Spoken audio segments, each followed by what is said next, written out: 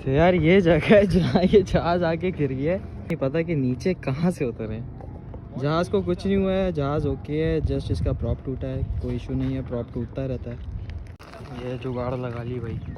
ए उठा ले रे देवा, उठा ले रे बाबा। आराम आराम से। तो नहीं है कुछ।